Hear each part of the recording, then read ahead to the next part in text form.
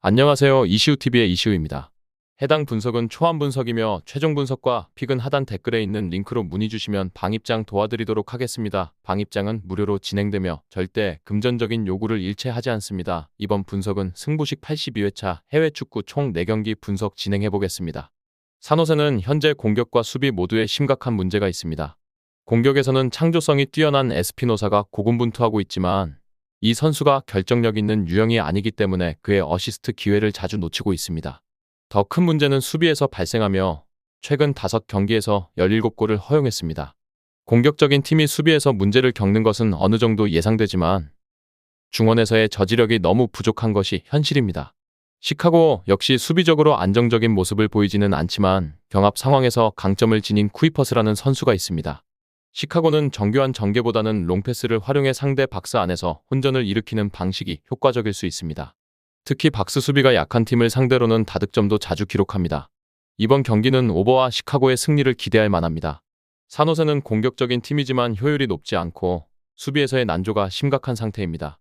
시카고는 정교하지는 않지만 박스 안에서의 혼전 상황을 잘 만들어내고 이를 통해 이득을 챙기는 모습을 보입니다. 물론 시카고도 수비가 안정적이지는 않지만 전반적으로 시카고의 승리와 다득점을 예상할 수 있습니다. 콜로라도의 최근 기세는 매우 매섭다고 할 수 있습니다. 팀은 밸런스를 유지하면서 라인을 높게 올려 공격적인 플레이를 펼치고 있습니다. 특히 미하일로비치의 활약이 돋보이는데 그는 최근 세인트루이스와의 경기에서 해트트릭을 기록하며 좋은 모습을 보여주었습니다. 그러나 콜로라도는 로스앤젤레스와 같은 속공 성향의 팀에게는 약한 면을 보였습니다. 세인트루이스 역시 결정력에서 기복이 있긴 하지만 속공을 통해 충분히 상대의 공간을 파고들 수 있는 능력을 가지고 있습니다.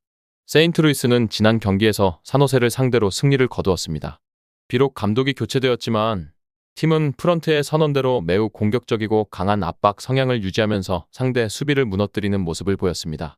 그러나 세인트루이스는 현재 부상자가 많은 상황이며 선수들의 체력이 극한까지 소모되는 경향이 있습니다. 지난 경기에서 산호세의 중원이 부실했기 때문에 높은 점유율을 유지할 수 있었지만 콜로라도는 더 강력하게 밀어붙일 가능성이 큽니다. 이번 경기에서는 오버와 콜로라도의 승리를 예상해봅니다. 두 팀 모두 공격적으로 나서서 득점을 만들어낼 역량은 충분히 가지고 있습니다. 하지만 세인트루이스의 에너지 레벨과 선수 뎁스가 문제될 수 있으며 콜로라도가 밸런스 측면에서 더 나은 모습을 보여줄 것으로 판단됩니다. 콜로라도는 상대적으로 안정적인 수비와 공격을 통해 경기에서 우위를 점할 가능성이 높습니다. 세인트루이스가 공격적인 플레이와 압박으로 맞서겠지만 체력과 부상 문제로 인해 어려움을 겪을 수 있습니다. 따라서 콜로라도의 승리가 유력해 보입니다.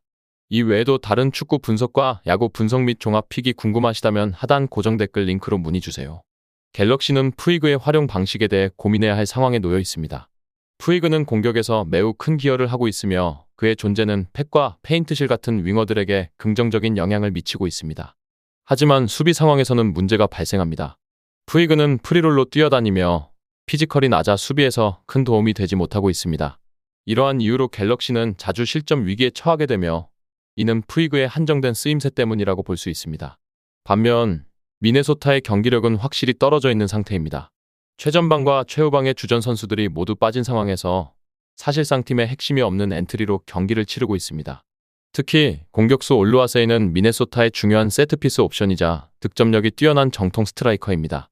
그러나 현재는 로드나 정상빈 같은 선수들을 톱으로 올려쓰고 있지만 그다지 효과를 보지 못하고 있습니다.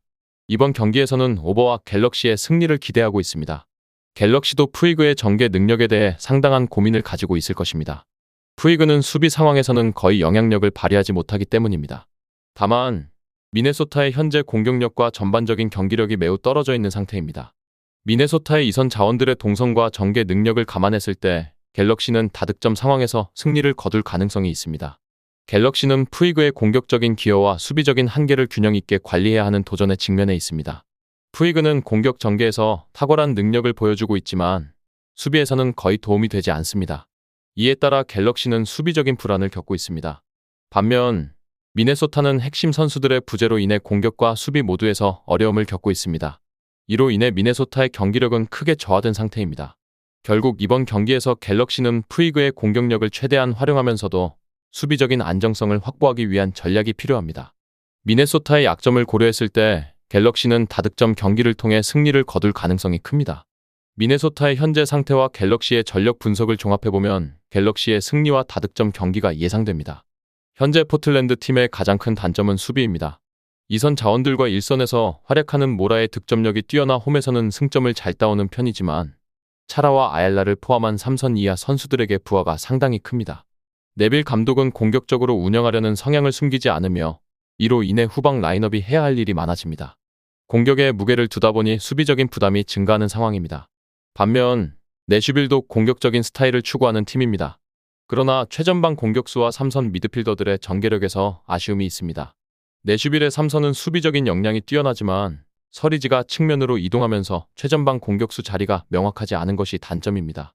또한 무크타르가 상대 수비에 막히면 팀 전체의 전개가 답답해지는 경향이 있는데 이는 미드필더들의 역량 기복에서 기인합니다. 이번 경기에서는 오버와 포틀랜드의 승리를 기대해볼 만합니다. 두 팀 모두 공격적인 운영을 선호하지만 내슈빌의 3선 전개력과 최전방 공격수의 활약이 부족할 수 있습니다. 포틀랜드의 수비가 안정적이지 않지만 2선과 1선의 화력을 믿어볼 여지가 있습니다. 포틀랜드는 홈에서 강한 모습을 보이며 모라와 2선 자원들의 득점력으로 경기를 주도할 수 있는 능력이 있습니다. 내슈빌은 3선의 수비 능력은 뛰어나지만 공격 전개에서 부족함이 드러나고 있습니다. 특히 서리지가 측면으로 이동하면서 최전방의 공격력이 명확하지 않고 무크타르가 상대 수비에 막히면 전체적인 공격 전개가 어려워지는 문제를 안고 있습니다. 결론적으로 이번 경기는 포틀랜드가 수비적인 약점을 공격력으로 상쇄하며 승리할 가능성이 높습니다. 내슈빌은 공격 전개에서 아쉬움을 보일 것으로 예상되며 포틀랜드의 화력전에서 2선과 1선의 힘을 신뢰해볼 만합니다. 따라서 포틀랜드의 승리와 다득점 경기를 기대할 수 있습니다. 끝으로 정확한 배당 변동에 따른 실시간 추적과 최종 예측은 배팅 마감 직전까지 이루어져야 합니다. 위 부분을 참고하는 배팅이 아닌 더 근시적인 결과는 배당률 흐름의 변화 및 경기 시작 전 결장자 정보에 따라 변동될 수 있습니다.